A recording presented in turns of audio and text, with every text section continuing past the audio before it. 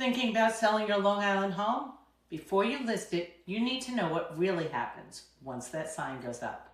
People will open your closets, they will judge your paint color, and the process here works very differently than most of the states. Let's talk about what to expect. Once you list, it's public. The moment your home hits the market, it changes. It goes from private to public. People will open every closet, check your pantry, look under the sinks, measure rooms, peek into storage, open your refrigerator. Yes, it happens. And they're not being rude. They're evaluating. They're about to spend hundreds of thousands, sometimes over $1 million here on Long Island. They're going to look at everything. The more emotionally prepared you are, the smoother this feels. People will say things. Buyers forget you can hear them. They forget Ring cameras exist. They forget you might be upstairs. You may hear, kitchen feels small. This needs updating. Why would they choose this color? It can sting. But feedback is data, not personal attacks, information. The sellers who win are the ones who don't take it personally. Showing reality on Long Island. Let's talk logistics. Expect agents to arrive early, agents to arrive late. Occasionally agents who forget to cancel. It happens. Some days your home will feel like Grand Central Station. Other days, nothing. Both are normal. Weather affects traffic here. School breaks matter. Summer Fridays matter. Do not panic after one slow weekend. Open houses and why one is not enough. And let's address something important. Just because we are currently in the seller's market, and that could change, does not mean you throw one open house and call it a day. What if your best buyer works Saturdays and Sundays? What if they're a nurse, a police officer, in hospitality, or shift work? If your home isn't available, you may miss out on your strongest offer. I typically recommend at least 5 days of showing, even in a seller's market. This gives the majority of buyers the opportunity to get through. And yes, I often include 1 or 2 open houses within that window. Maximum exposure creates competition, and competition protects your price. If you're home during a showing, buyers may ask, why are you selling?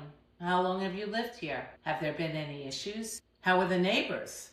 The safest answer? My agent can answer that for you. Do not overshare.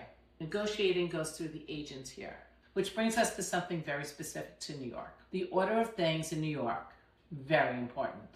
The process here is different than most states. On Long Island, the typical order is offer is accepted, inspection is done, and then the contracts are drafted by attorneys. Negotiations, price, timeline, inspection, credits, contingencies, that all happens between the agents.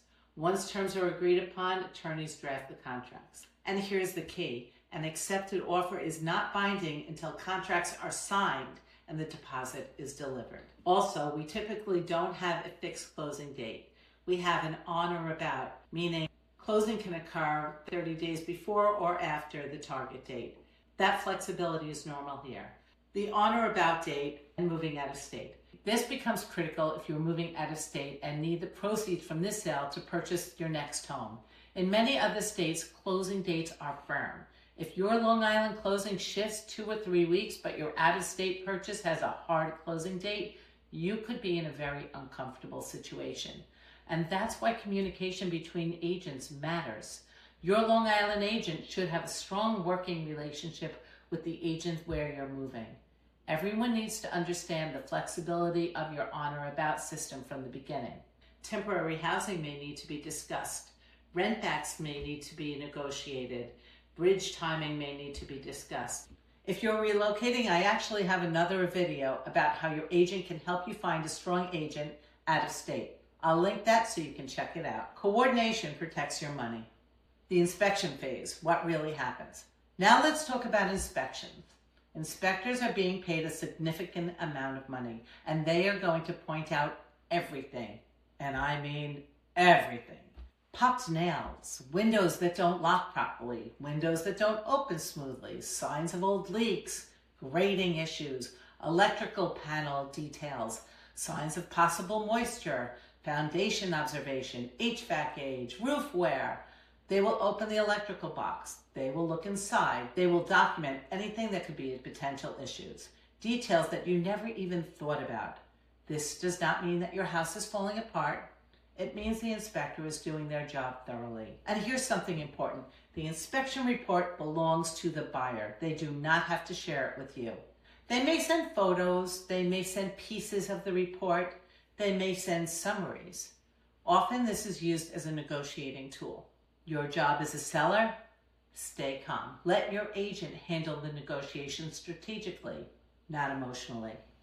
If this is helpful, make sure you like, comment, and subscribe so you don't miss more real-world Long Island real estate advice. Now, let's finish this up. The emotional roller coaster. Selling is emotional. You may feel excited, anxious, defensive, impatient. You built memories there, but this is a business transaction. The calmer you stay, the stronger your leverage. Selling on Long Island is different. It's layered, it's strategic, it's relationship driven, and it operates under rules that many other states don't. If you know what to expect, you won't be rattled when it happens. And confidence protects your sale. If you want to learn more about relocating and how to coordinate agents across states, check out the other video I mentioned. It'll really help you plan properly. I'm Karen Roth from RE/MAX Integrity Leaders. I'll see you soon.